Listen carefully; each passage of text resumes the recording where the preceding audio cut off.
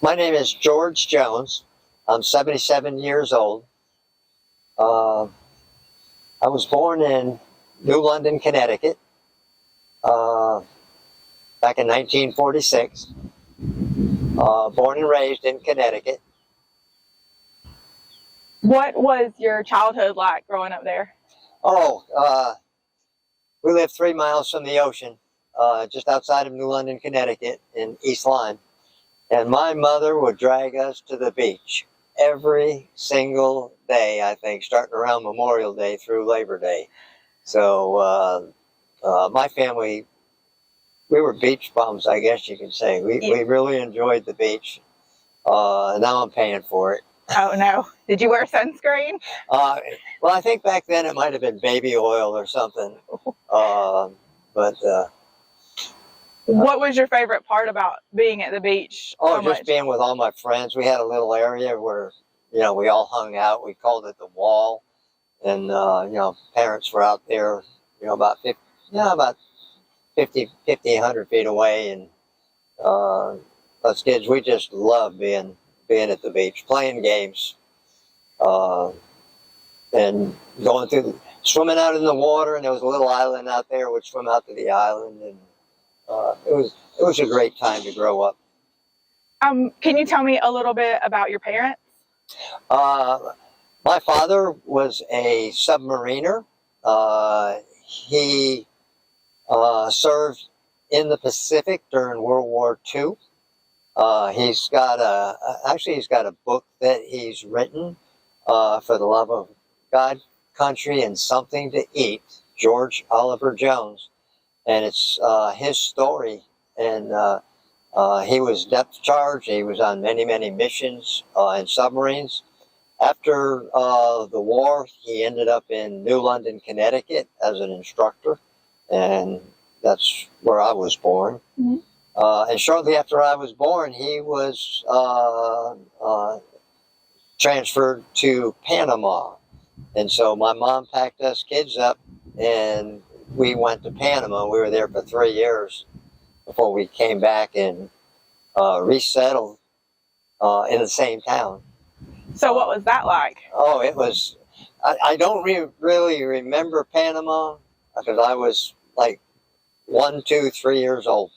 But I've seen pictures of me running after the garbage man. That was my big thing. I wanted to be a garbage man, picking up the garbage.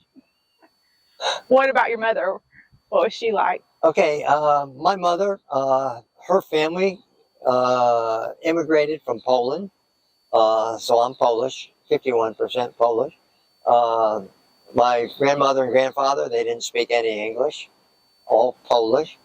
Did they come as well? They come over? My grandmother and grandfather came over before they had children. This is going back to the very early 1900s. And my mother was born in 1919, and she is in her family there were 11 children. There were two girls and 9 boys, and my aunt was a nun. Lived to be 99 years old. My family has a history of longevity, living to pretty good ages. And my father was gone a lot when I was growing up because he was on submarines, and he'd be going out to sea quite a bit until he became an instructor. Yeah. But we had one of these childhoods where it was family. Mm-hmm. You hear about Leave It to Beaver, from the old shows, and that's what our family was like. Okay. So after you grew up, did you go to school or? Yes. Okay, I went to, when I entered high school, I went into a Catholic high school. I had 4 years of Catholic high school, and after graduating from high school, I went to a 2-year technical college, Thames Valley. At the time, the name was Thames Valley State Technical College. I think they've changed the name now. I was taking design where I was going to be a draftsman. I planned on going to work for General Dynamics Electric Boat in the design department for submarines. But in my second year, I realized that wasn't what I wanted to do. I was trying to figure out, what do I want to do when I grow up? And my father suggested that I go in the military. He suggested, he had read that the Army was looking for helicopter pilots. Now, I'd never flown. Sounded interesting. So as I'm finishing up my second year, I went and talked to an Army recruiter. After talking to him, they set me up for interviews.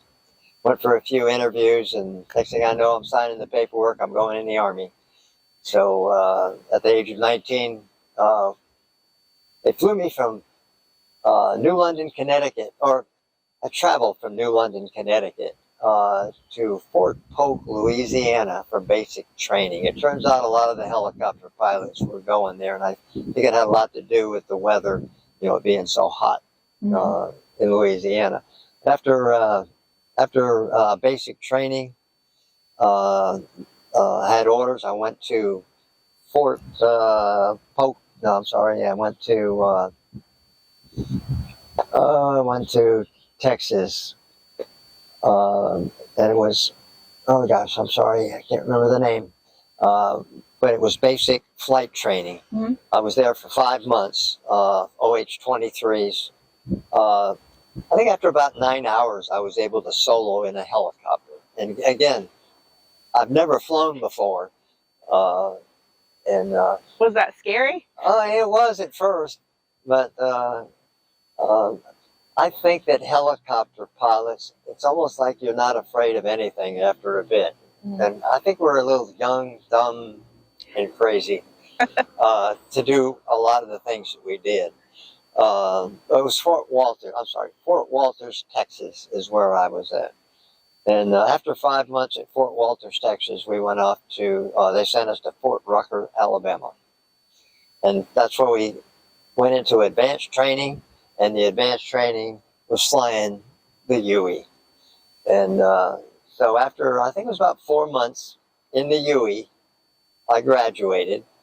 And as part of our graduation ceremony, we received our warrant officer pins. I was promoted to a warrant officer, which is sort of between the enlisted ranks and between the officer ranks. And from Fort Walters, Texas, after graduation, I had orders. They sent me to Fort Knox, Kentucky, whereas most of my class went straight to Vietnam. But I went to Fort Knox, Kentucky, and we formed up an air cab unit in Fort Knox. We spent about 5 months in, training, flying different, short little missions. And after 5 months, they sent us as a unit to Vietnam. And that was the 7th of the 1st Air Cab. Did you know, since the Vietnam War was going on, that that's where you would end up? Yes. When you signed up? Yes. Because when I entered when I went in the military in 1966, the Vietnam War was, getting a lot of publicity. It was building up and building up. And when I went over in January of 1968, that's when, I think it was February, the Tet Offensive started, and that was the peak, sort of going into the peak of the Vietnam War. That year we lost a lot of soldiers,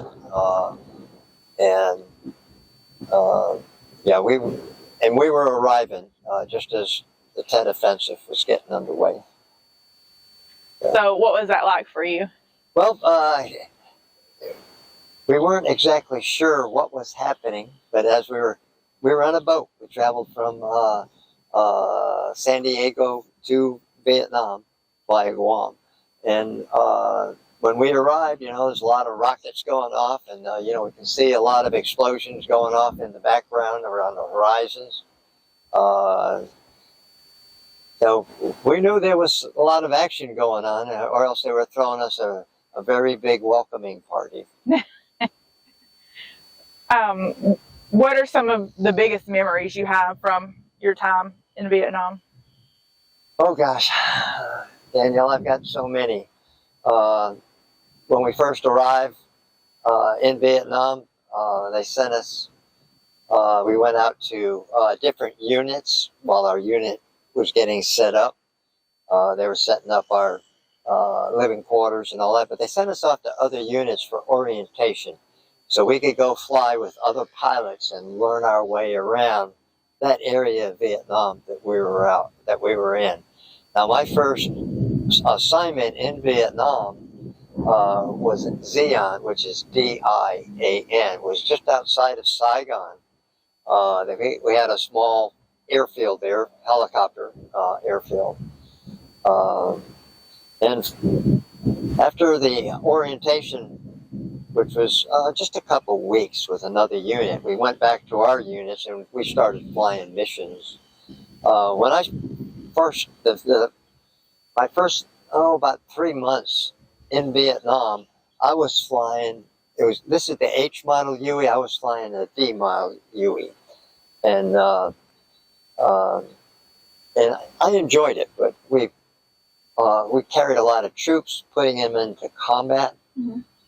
We flew a lot of resupply missions, but we would be on the go all the time. Those helicopters just ran. The maintenance people were just excellent, keeping the helicopters running. But I had a roommate, and he was flying an OH-6 helicopter. It looks like an Easter egg with a tail boom. And he flew in what they called hunter-killer teams. And he convinced me that I was bored flying the Huey. And so I asked to be reassigned into the hunter-killer teams. And they were so happy to have a volunteer. And next thing I know, I went on a couple missions as an observer, learning the techniques for the hunter-killer team, and then I flew these OH-6s. The OH-6, we saw a lot of combat, but we saw combat in the Hueys, but not like I saw in the OH-6. In the OH-6, I was the hunter. My job was to try to find the enemy, try to find some bunkers they may be building, or location where the enemy was active. I was flying at treetop level, usually not very fast, sometimes at a hover. I was shot at frequently. That was one way we found the enemy, was drawing fire.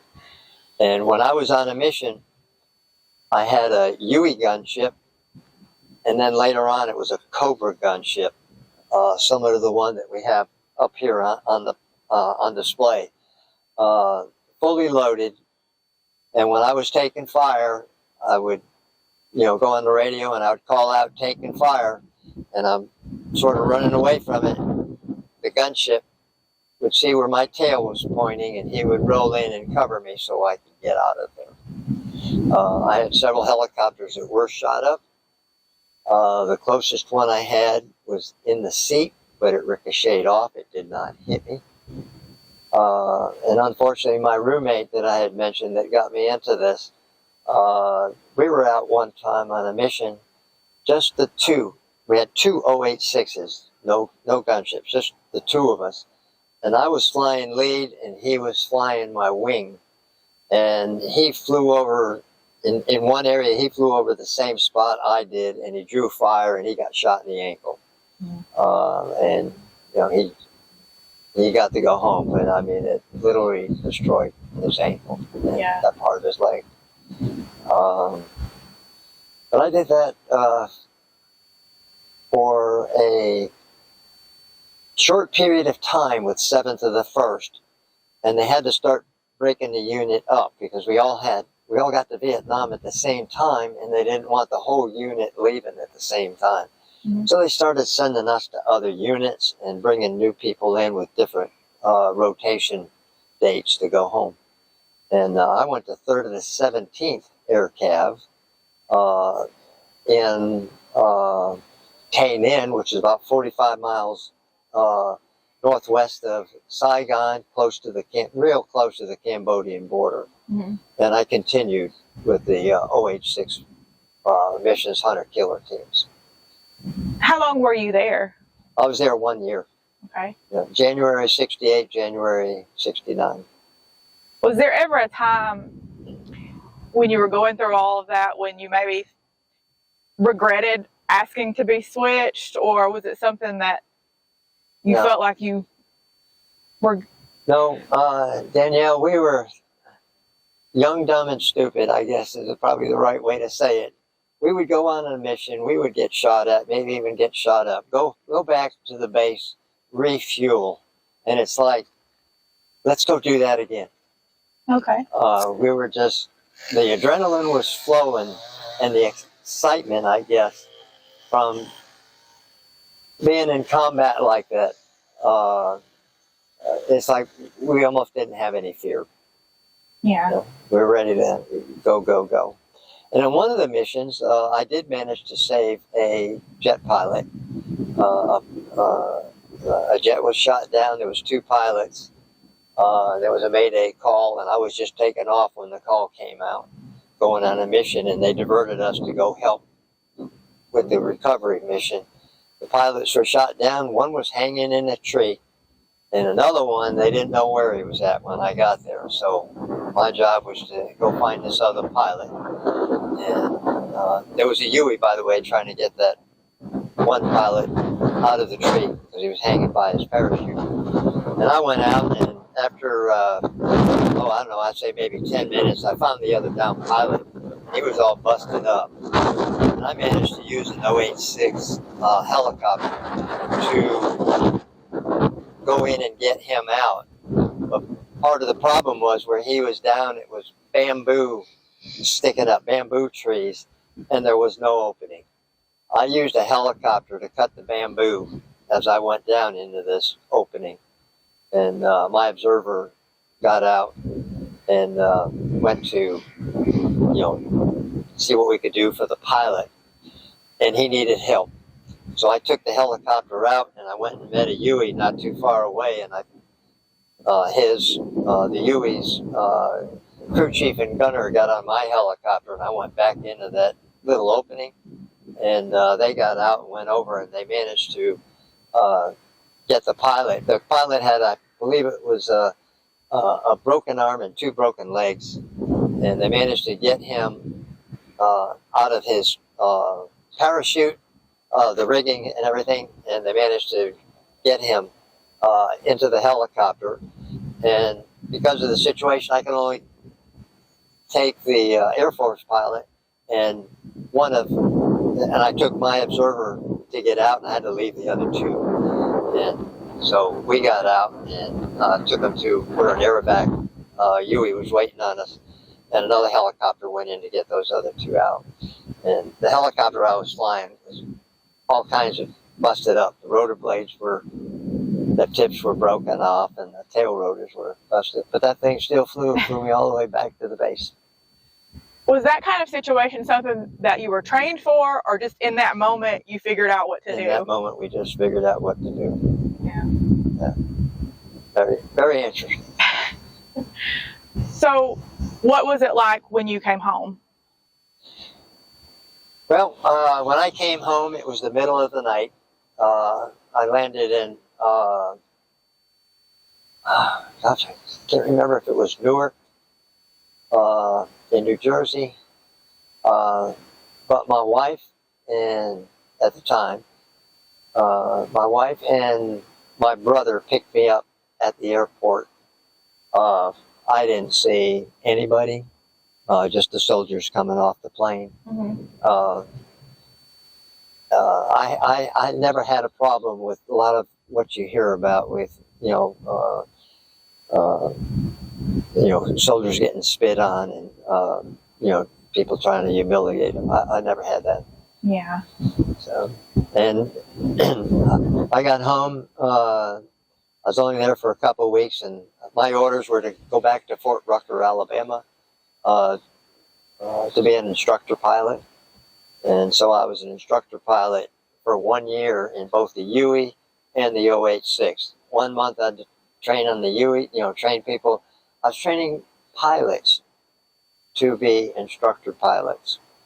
So I'd spend one class teaching the pilots in the OH-6, and then the next month I'd have a class and I'd be teaching them in the UE, and I would go back and forth. And but I finished up in January 30th, 1970. We were given options before we got out. They asked us to go indefinite. I was a W-2 at the time, and they asked us to, stay in the military and go indefinite as a warrant officer, take a direct commission to first lieutenant, or get out early. And either, if we stayed in, it was right back to Vietnam. I took the get out of the military. Where did you go from there? Well, it took a while. I ended up back in Connecticut, and I was hired by the FAA to be an air traffic controller. So I went through training, and I'm guessing it was about 2 to 3 years I became a journeyman controller. And it only lasted for 11 years. I've got to put this in here. My claim to claim is I was an air traffic controller starting in 1970. And after 11 years, 1981, my claim to fame is I was fired by President Reagan. President Reagan fired about 12,000 air traffic controllers because we were on strike. So you went on strike too? I was on strike. Why? And one thing, for better equipment. We were working and putting airplanes, I felt, in a very dangerous situation because of our equipment capabilities. We just wanted to see a better and safer system. 12,000 controllers, felt that way, and we went on strike. I am still on strike. And you all got fired? Yes. Do you think, did your strike change anything? I really don't think so, because today, if you follow what's going on sometimes with air traffic controllers, sometimes it sounds like it's just as dangerous, if not more. The equipment is in bad shape. The trainees that they're bringing in, it's like they're, from what I'm hearing, is they're not receiving the good quality training that we received. So, what did you do after that? Well, several different things. I ended up going to work for Stone and Webster Engineering Corporation out of Boston. I